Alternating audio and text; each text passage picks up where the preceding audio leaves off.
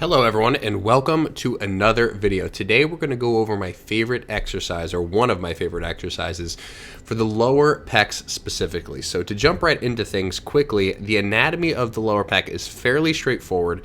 This, for reference, is an application that I use. It's called Complete Anatomy. It's the 2023 version. I love it. It's fantastic. I highly recommend it. Shout out to them. First things first, when we look at the anatomy of the lower pec, and we're talking about origins and insertions, which I just like to think really of as attachment sites, right? The lower pec is going to be the portion of the pec here that I'm kind of circling around that attaches really close to the bottom of the sternum and sort of what looks to be like sort of floating in space here, these costal ribs. So I don't have them actually up on the app here, right? But you can see that the rib cage obviously doesn't just end here arbitrarily, right? They attach to the sternum, and where the costal or the lower pecs, which run in this direction, actually attach to are these little sort of costal cartilages.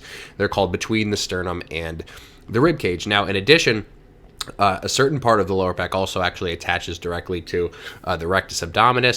Some folks call it the abdominal division because it does attach to the abs. And what it basically does is it pulls the arm, from a higher position to a lower position. So when we're thinking about any muscle in particular and its function, we really just need to follow the fibers, and we need to look at, okay, in the context of this muscle contracting, understanding that contraction is essentially just 2 points coming closer together and sort of forming a straight line, the lower pec is going to move this attachment site to this attachment site, kind of in this direction. So this is your typical decline press. This is your typical dip. And the exercise that we're going to go over today is a single arm cable press that really allows us to maximize both the stretch and the contraction of the lower pecs, and we'll see in 1 second why. So in addition to all those just sort of basic anatomical landmarks, it's important to understand that the lower portions of the pec actually run up to the highest portions of the upper arm, right? So if we zoom in here, you can see this like a little bit of a twisting sort of a thing happening toward the actual insertion point of all the pecs. And that basically just allows the upper pecs to have a little bit better advantage of pulling upward, and the lower pecs to have a little bit of an advantage pulling downward, right? So if you actually look at the pec fibers from this other side, if you look at them from the back here, you'll kind of see that a little bit more clearly, right? These lower fibers sort of coming underneath and running upward. Now, in addition, because the lower pecs do not attach to the shoulder girdle directly like the upper pecs do, right? The upper pecs attach to the clavicle. The lower pecs actually move the shoulder girdle, which means that anytime the shoulder girdle moves sort of upward and backward, the lower pecs are going to play a significant role in actually protracting the shoulder girdle, pulling it forward from a position of retraction. So what do I mean? Let's get into the visual and let's get into the actual exercise. So again, we'll go over the specifics of this. Try not to make any sort of judgments just outright about what this is and what it's exactly doing.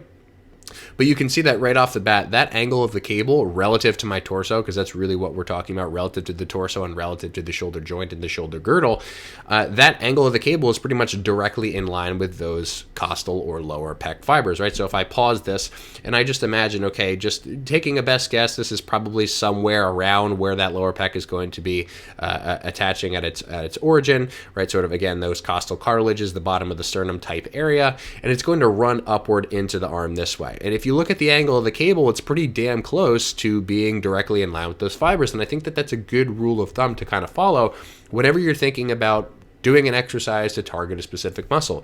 You just ask yourself, okay, relative to my body and relative to the shoulder joint specifically, is the force direction, is the resistance direction that I'm using from its contact point on my body aligning in such a way that would essentially pull this muscle apart as efficiently as possible, as in a straight line as possible, right? So kind of to the point about the whole straight lines thing, if you can imagine this cable sort of being parallel to those fibers, this is going to be a really good setup to be able to actually stretch and contract those things.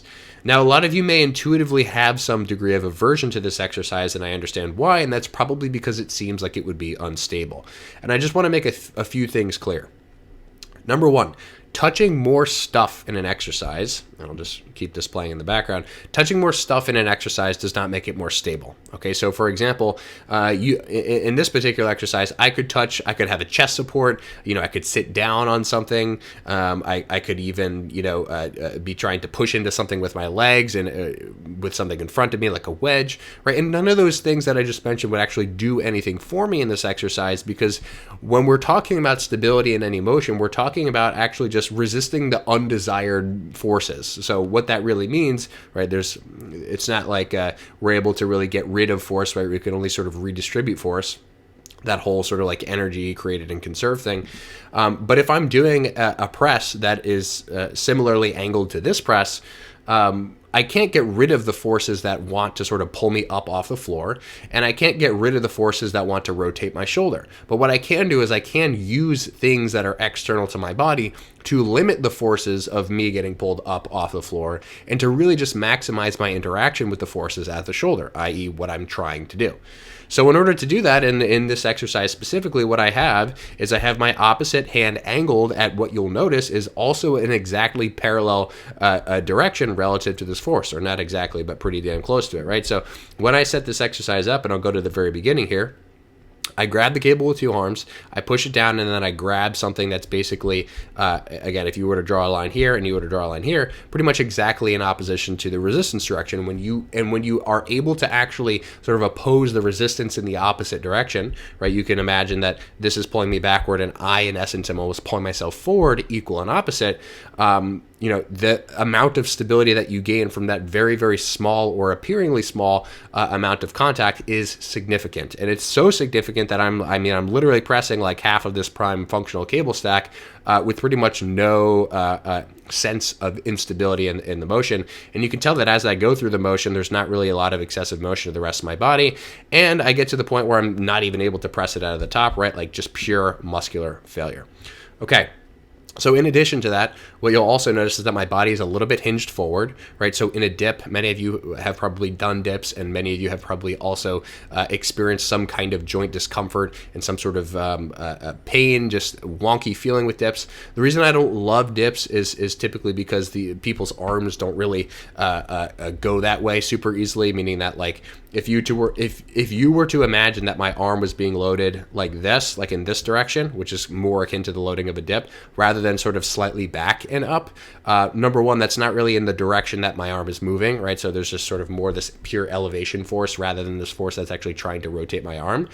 And number two, even if we were to be able to get down to a depth that was sort of feasible, that would be a sort of a lot of triceps involvement, which again may be part of your goal. But if our goal is primarily lower pecs, it makes more sense again to use a load that is slightly back and up as opposed to just purely up as a dip might be. Now in a dip, you can also maybe manipulate your body around the bar, but you also don't really have the freedom to manipulate your forearms and your grip as a consequence, and that may actually end up, limiting where you can move your elbows, where you can move your shoulders, and how you can move your shoulders, and as a consequence, that may not be the most comfortable thing. So anyway, somewhat of a sidebar there. But my main, again, anchor point is this opposite arm. I'm hinging over just a little bit to make sure that that angle isn't purely vertical, it's slightly backing up, and also so that they're parallel with the fibers. And then in addition to that, I'm not really thinking about too much else other than just that, this cable, you don't want this cable to be really running into your body, and you also don't want it to be sort of really far away from your body. So a good sort of rule of thumb that I use is keep the cable mostly parallel to your forearm. It's not perfectly parallel to mine, but it is throughout a vast majority of the range of motion. And as long as it's parallel, and as long as it's sort of scraping along the hairs of your arm, that's a pretty good bet that you're probably in a very good position. Again, you don't want it wrapping into you, that otherwise it's just going to be shoving you in a weird direction. And you don't want it pulling too far away from you, because then all of a sudden, this motion gets turned into a fly instead of a press, and you end up recruiting all sorts of stuff that you wouldn't otherwise want to. Okay, so that's pretty much it for this variation. The one thing that I will mention as a sort of final point here is this will take some time to coordinate. So don't do it the first time and just assume that like you're going to get it 100%. Some people do, and that's fantastic. But a vast majority of people struggle to kind of get this setup down and struggle to be able to actually create output effectively. It will take a little bit of time to get used to the setup. And in addition, many of you may not have access to something like this functional trainer where I can just conveniently move this other arm sort of toward me to be able to use the stability. What I would recommend is if you are in just a regular cable column, you can just, from one side of the cable stack to the other, you can sort of like imagine if this was one side and this was one side, I would just take the cable and sort of walk it over to the other side and actually either use the other handle as something to pull into, max out the stack on the other side and just pull into the handle, or just grab the other cable column. Those are both options. If you only have a single cable column, then it's obviously going to be more difficult, but you can try to get creative. All you need to really understand is this general principle of resistance direction from the point of contact in your hand, your anchoring and your stability, and then as a consequence, what arm path you want to use within those constraints. And as long as you have that idea, you don't necessarily even need to use a cable, right? Like maybe you get on a decline bench and you do it with a dumbbell, which would be, very, very difficult to kind of arrange in a similar way, but it probably could be done. You could, again, get in something like a dip machine and sort of angle your body and manipulate your body around the implement so that you could be more specific to loading your lower pecs, right? Maybe instead of your triceps. There are a lot of things to sort of do to work around this. And I want the purpose of these videos not to be for me to just tell all of you, hey, do this exercise, and if you don't do this one, you're going to be small and weak and you're never going to grow your lower pecs. It's really like, hey, let me show you these principles and let me teach you these principles so that you can apply them to the context and the scenarios that you all find yourselves in. So hopefully that was helpful. As always, please let me know if you have any questions, comments, concerns, and I will see you all in the next video.